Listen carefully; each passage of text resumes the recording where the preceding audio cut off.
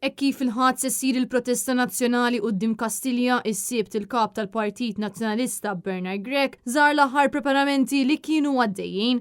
Wa din iż-żjara Bernard Grech tkellem mal-ħaddiema preżenti fil-waqt li ringrazzjahom għax-xogħol li qegħdin jagħmlu u reġgħetenna il-messaġġ tal-Partit Nazzjonalista li jrid ikompli bil-ġlieda tiegħu għall-interess tal-poplu Malti u Awċi kollu. Il-protesta tal-ħadd se tibda fl-4 ta' nofsinhar quddiem Kastilja u din qed issir propju sabiex il-gvern ta' Robert Abela iġib lura l-400 miljun euro li nsterqu mill-poplu bid-dil fraudolenti ta' 3 starijiet. Dan wara li fis-sentenza tal-Qorti tal-Appell intqal li kien hemm kollużjoni bejn il-gvern Vitals u Stewart u l-gvern tal-Labour qatt ma ħadem fl-interess nazzjonali f'dan id-dil. Għaldaqstant il-Partit Nazzjonalista se jkompli jaħdem sakemm il-poplu Malti u Awċi jieħu flusu lura u għalhekk il-poplu għandu jingħaqad quddiem Kastilja. Għal dawk kollha li se jattendu għall-protesta se jkun organizzat trasport minn kull lokalità. Intant is-sibt wara nofsinhar grupp ta' żgħażagħ waslu l-messaġġ tagħhom permezz ta' banner b'appell sabiex il-gvern iġib il-flus lura, flus nsterqu mill-but tal-poplu Malti u Awċi.